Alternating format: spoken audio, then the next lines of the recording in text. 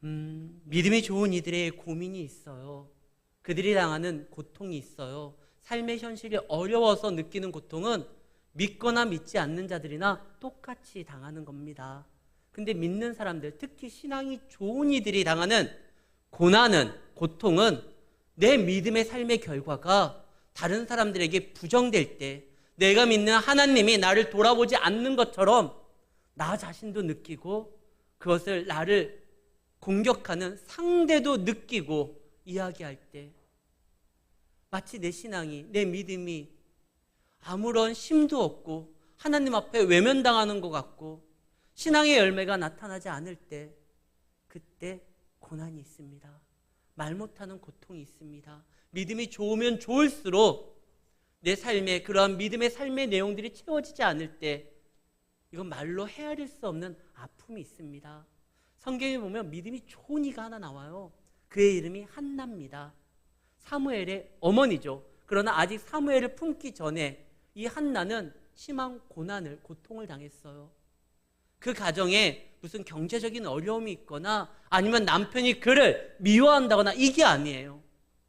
남편 엘가나는 한나를 사랑했습니다. 그 가정도요, 경제적으로 여유가 있었습니다. 그러나 그가 당하는 고난은 예수를 제대로 믿고 하나님을 제대로 섬긴다고 했는데 하나님이 그를 돌아보지 않는 것처럼 자녀가 없어요. 지금은 자녀가 없는 이유가 다양합니다. 남자의 문제일 수도 있고 환경의 문제일 수도 있고 여러 가지 어떠한 질병도 있을 수 있고 뭐 다양한 요인들이 있지만, 고대근동 아시아 때요, 여인이 임신을 못하면 오로지 그거는 여자 몫이에요. 여자가 잘못한 거예요. 증명할 방법이 없어요. 남편이 문제 있다? 아니면 어떠한 상황이 그렇다? 이것을 밝힐 수가 없어요. 그때는 오직 여자 문제였어요. 참 불합리하지만 그 시절이 그랬습니다. 한나가 아이를 낳지를 못하는 거예요. 하나님이 그를 돌보지 않았다. 특히 이것이 언제 더 심해졌느냐? 사무엘상 1장 7절입니다. 매년 한나가 여호와의 집에 올라갈 때마다 그 남편이 그같이 하며 분인나 또 다른 그 남편의 여인이에요. 그 분인나가 그를 격분시키는 거예요. 충동하는 거예요. 너 여호와의 집에 올라가봤자 뭐해? 하나님이 네 예배 안 받아줘. 너 올라가봤자 뭐해? 네 기도 하나님이 들어주지 않아. 오히려 믿음 좋은 것 때문에 더 이 문제 때문에 고통스러운 겁니다. 믿음 좋은 이들이요, 아무리 노력하고 해결하지 못하는 부분들이 있어요. 자녀 문제가 그래요. 유명 목사님의 자녀들이 비행하는 경우가 있어요. 또 엄청난 영향력을 끼치는 능력의 목사님들이 자기의 질병 때문에 고통당하는 경우가 있어요. 한국에 내노라하는 목사님들이 있습니다. 모두 다 인정하는 옥하는 목사님, 하용조 목사님 같은 분들이요, 그분들 일주일에 몇 번씩 투석하고 그리고 질병 때문에 시달리고 있었어요. 성경에 보면은 막 죽은 자도 일으켰는데 자기가 너무나 괴로워가지고 그 질병이 해결이 안 돼서 기도했던 자가 나오죠. 사도 바울입니다.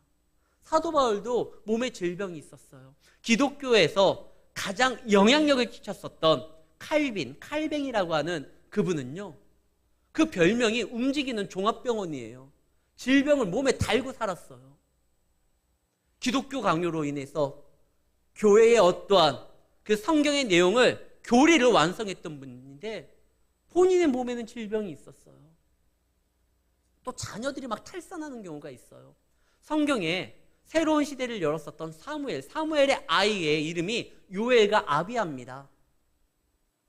그가 사무엘을 뒤를 이어서 이스라엘의 사사가 되어, 그런데 그들이요, 아버지의 행위를 쫓지 아니하고 이를 쫓아 뇌물을 받고 재판을 어그러뜨립니다. 사무엘상 8장 3절입니다. 아버지의 행위를 따르지 아니하고 이익을 따라 뇌물을 받고 판결하고, 의를 쫓아가야 되는데 이를 쫓아 행동을 합니다. 자녀들이 불량자예요. 사무엘이 참 너무나 마음이 아파요.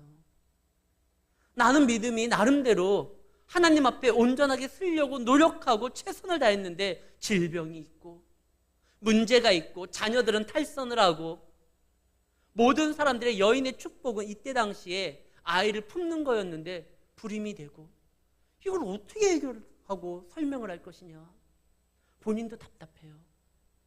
오늘 본문에 등장하는 여인의 이름이 하나가 나오는데 그가 바로 사레입니다. 사레는요, 이름의 뜻이 공주예요. 아마 그가 태어났을 때 그 아버지가 큰 기쁨 가운데, 야, 이 아이는 너무나 이쁘니까 이거 공주님이다, 이렇게 이름을 지은 것 같아요. 그리고 그 공주가 자라서 좋은 집에 또 시집을 가요. 이때 당시에 아브라함은요, 족장이었어요. 갈대아 우르에서 나름대로 힘께나 쓰고 어깨에 힘이 들어가는 그런 집안에 결혼을 한 거예요. 외모도 엄청나요. 그의 남편 아브라함이 말을 하죠. 그대는 아름다운 여인이다. 문 남성들이 당신을 보면 마음을 빼앗길 것이다. 사실이었어요. 그가 가는 곳마다 많은 사람들이 그 미모에 홀딱 반합니다. 심지어 아름다운 여인들을 주변에 두고 있는 애굽의 왕 바로가요, 그의 미모에 반해서 그를 침실로 드립니다. 공주죠.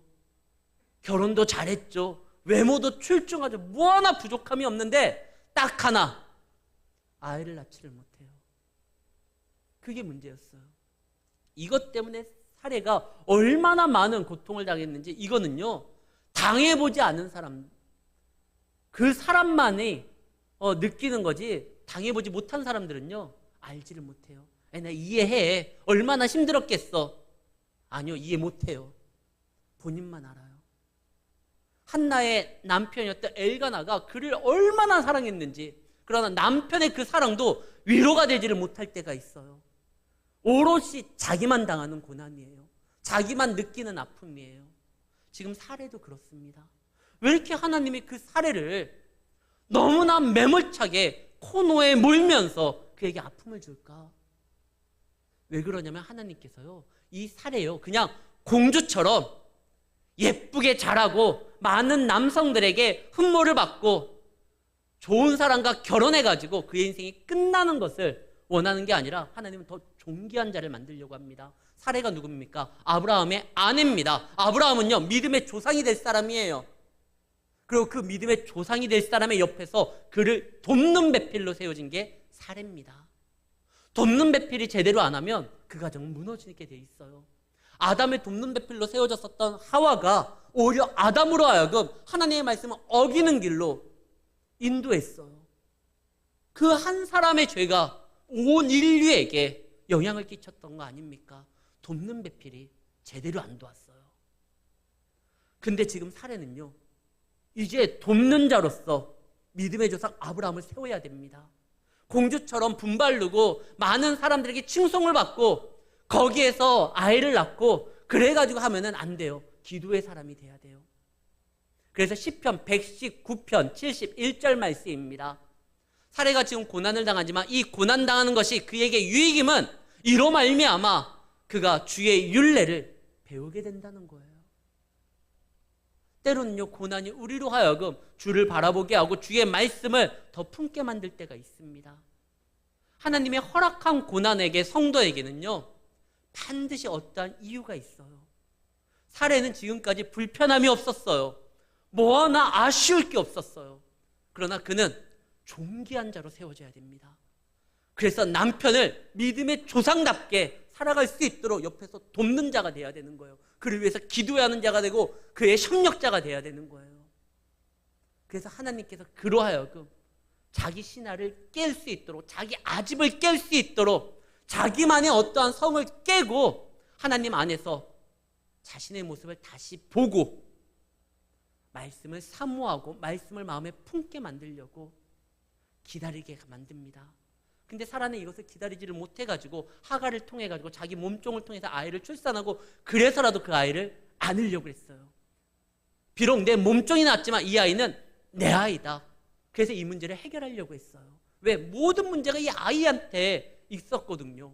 아이를 못 낳는다고 사람들이 수군거리고 아이 못 낳는 것 때문에 자기도 마음이 너무나 아픈 거예요. 이때 당시에 남편이 아무리 사랑한다 할지라도 그 남편이 먼저 세상을 떠나면 그의 부양자가 그의 자녀가 되어야 되는데 자녀가 없으면 고대근동 아시아 때의 사회에서는 내몰리게 됩니다. 그렇게 되는 사회였어요. 그러니까 너무 이거 안 되겠다. 방법을 찾자. 내가 비록 예전에 바로 왕의 침소에 들어갈 뻔한 것도 애가 없어서 그런 거다.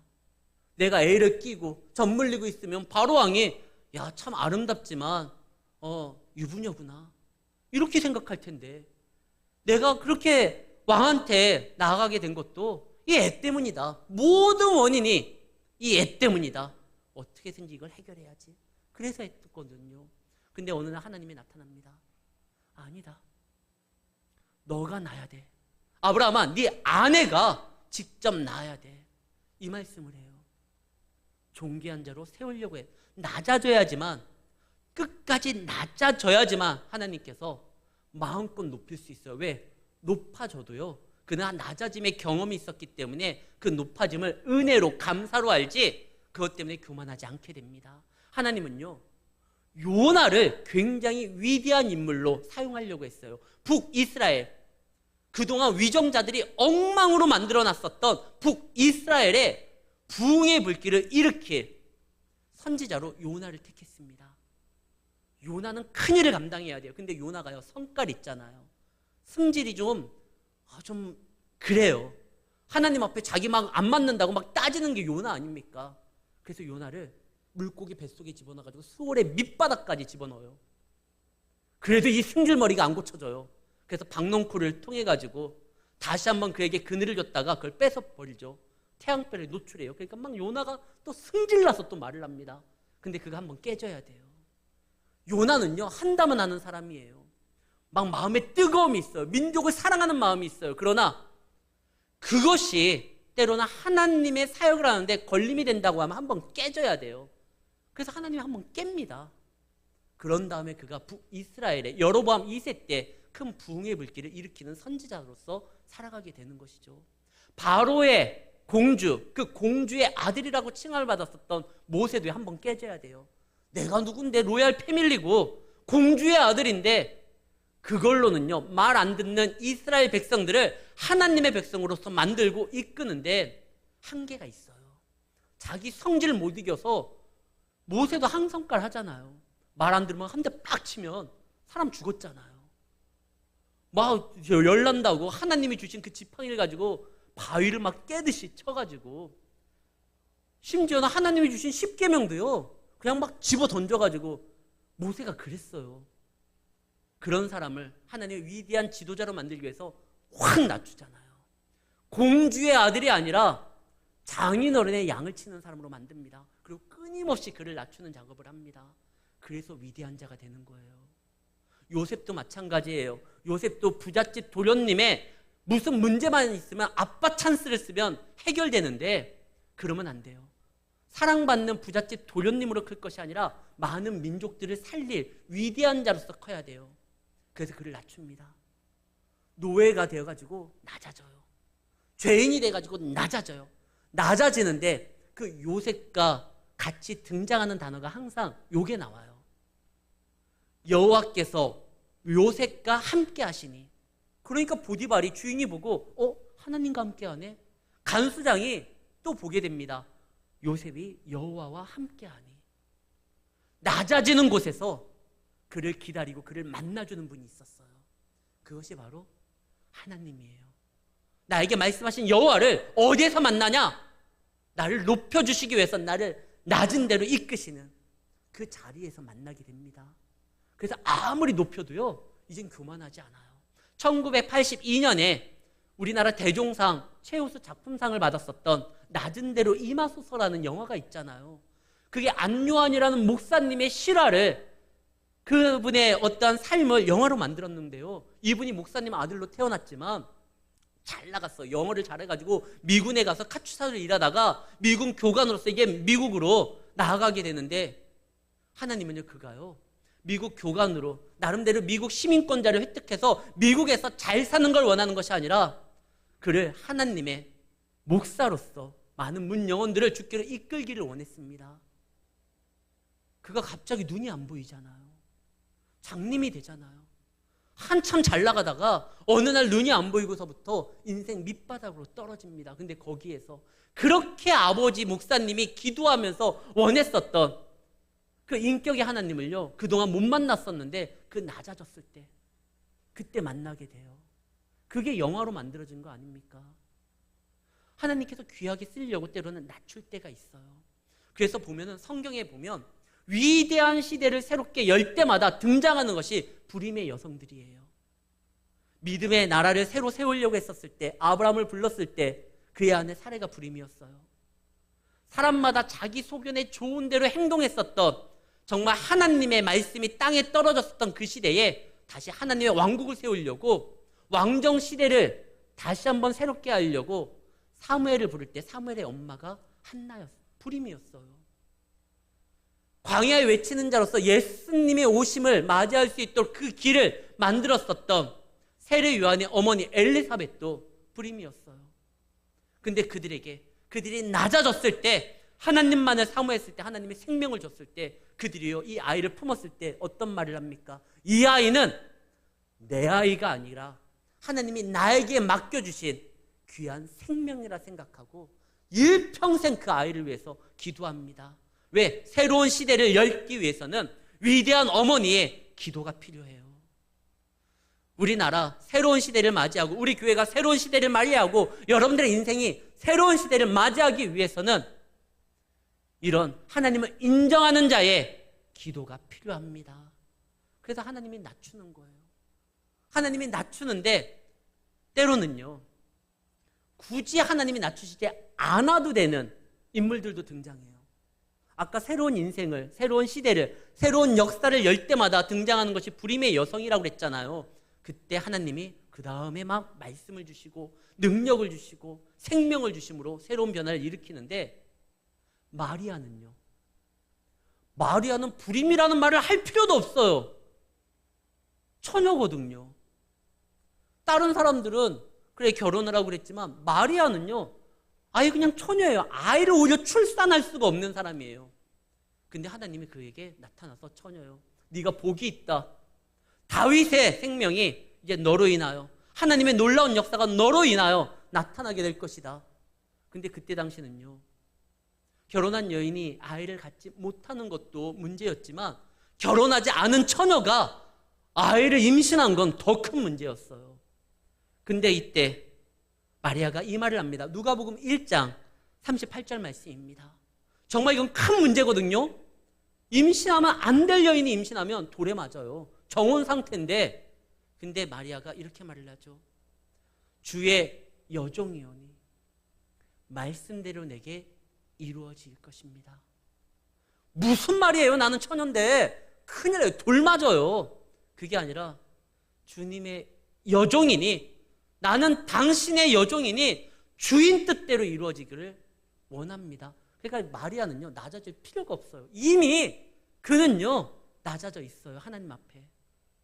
하나님, 나는 여종입니다. 나는 공주고 나는 누구 와이프고 이게 아니라 저는 여종이니까 이 일로 인하여 내가 감당해야 될 따가운 시선이 있다 할지라도 그건 제가 할 일이 아니라 주인의 분부대로 나는 움직이는 것이 여종의 어떠한 자세니까 하나님 그렇게 해주십시오.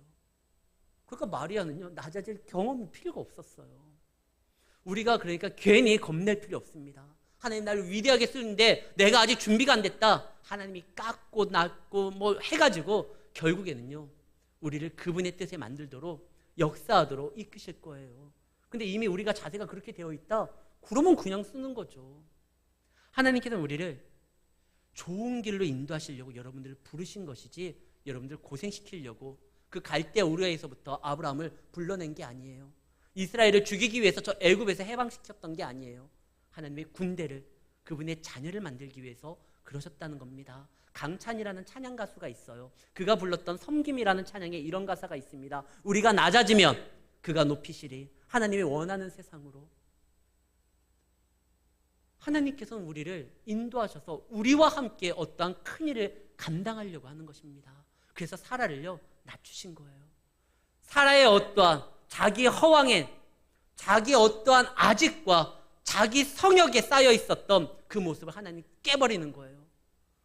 너 공주라고 콧대 높이고 많은 사람들이 너를 막 좋아하고 흠모한다고 그렇게 하지 마. 너는 아브라함의 돕는 배필이야.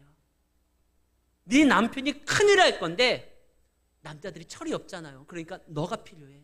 네가 부족한 부분을 메워주고 너가 그를 잘 인도해주고 그를 위해서 기도하면서 그와 함께 큰 나라를 이루어야 돼.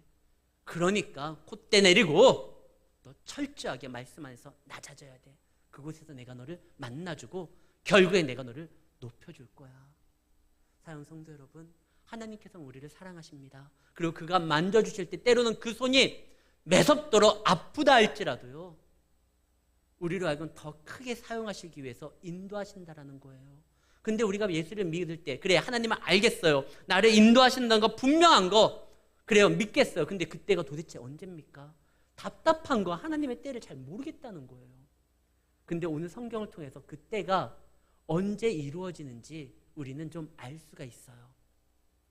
지금 하나님이 갑자기 아브라함에게 나타나서 말을 합니다. 아브라함아, 너 이름 바꿔. 아브라함. 사레, 이름 바꿔. 사라. 그리고 아이를 낳을 거야.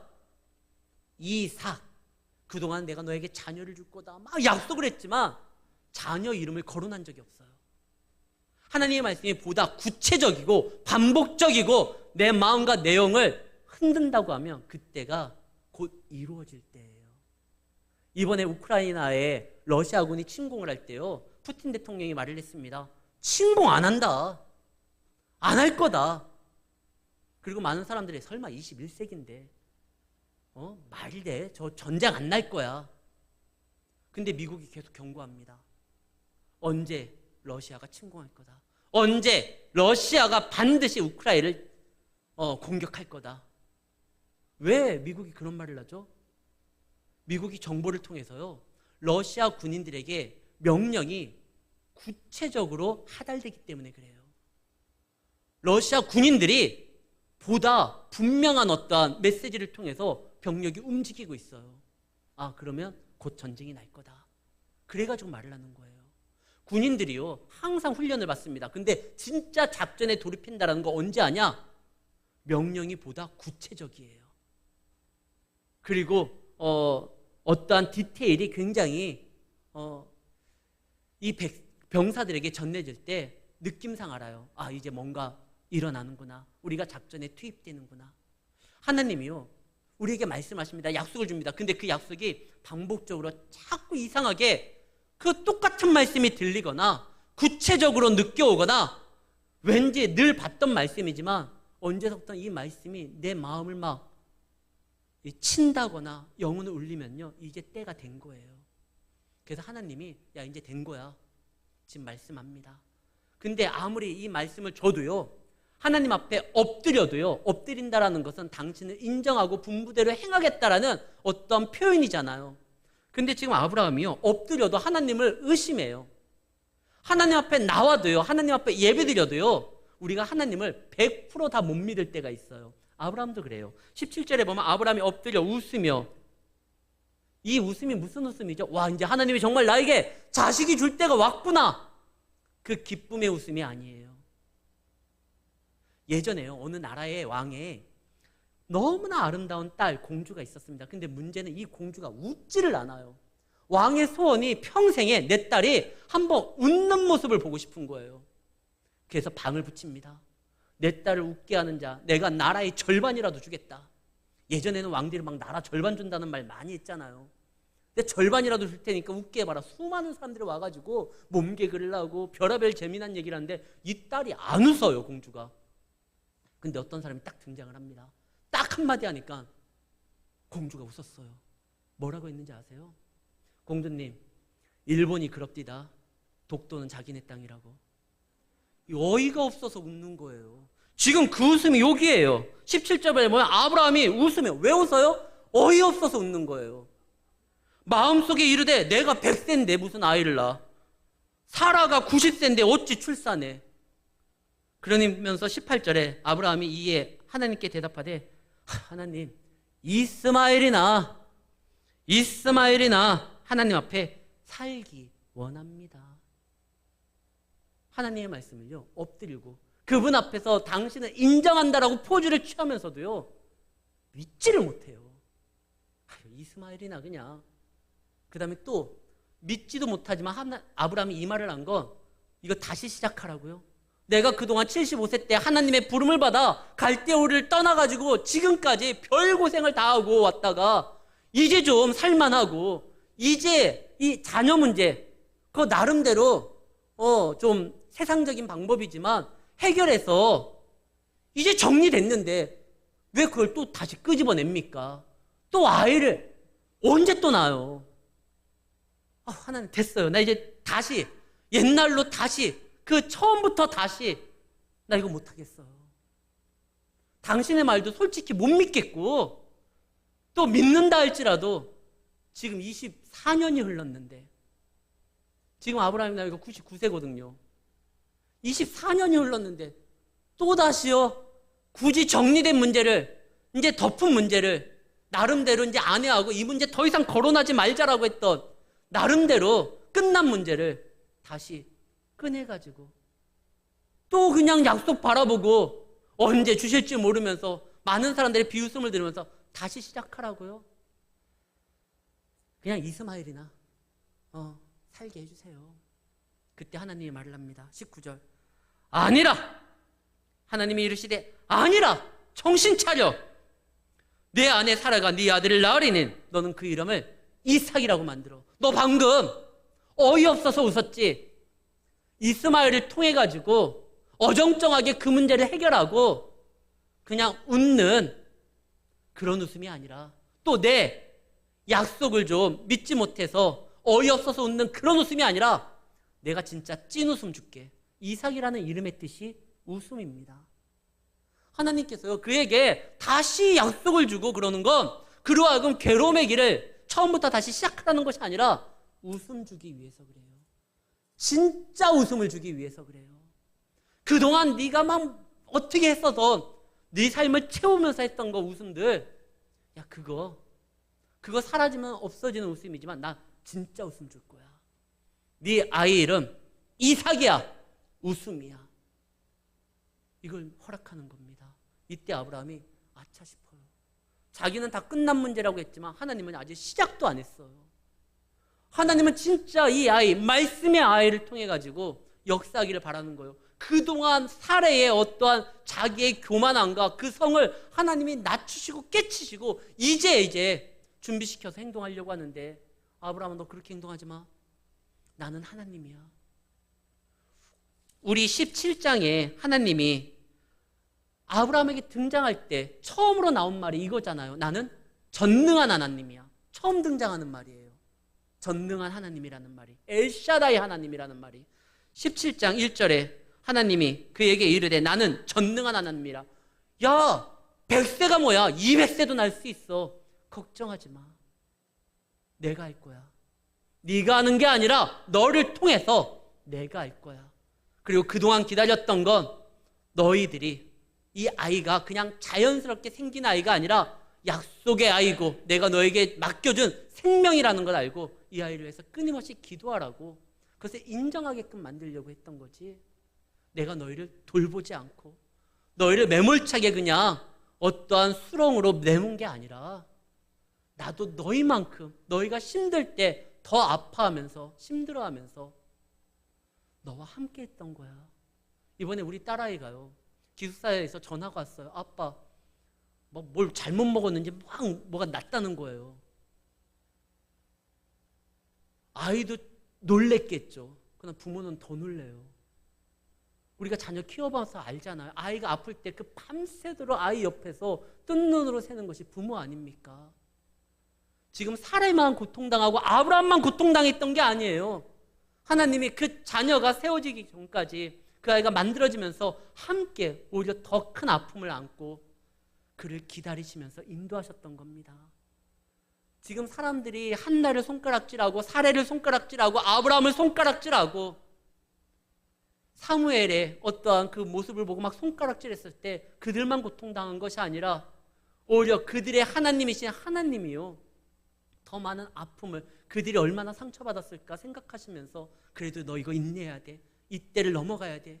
하면서 기다리면서 함께했던 그 아버지의 마음을 생각해야 돼요. 결국 하나님께서 그를 인도합니다. 그리고 약속을 합니다. 아니야. 한 번도 하나님이 막 이렇게까지 아브라함에게 막 구체적으로 말한 적도 없고 분명하게 아니 이런 말씀하신 적 없거든요. 그러니까 아브라함 아차 싶은 거예요. 아, 하나님이 진짜 뭔가 이제 이루시는구나. 그래서 아브라함이 그것을 믿기 시작합니다.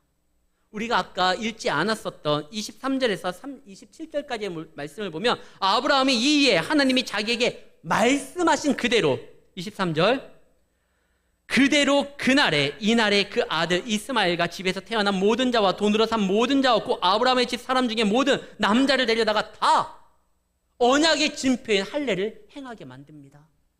그래 하나님은 살아계시지. 하나님이 약속하셨지. 이 약속의 징표 우리 몸에 새겨야 된다. 그래서 막 다 새겨버려요. 이제 하나님을 믿겠다. 하나님을 따르겠다. 이 말씀을 믿는 그 순간 역사가 일어나는 거예요. 1년 후에 정말 1년 후에 아브라함이 그 아이를 품게 되죠. 사레가 그 아이를 품게 되죠.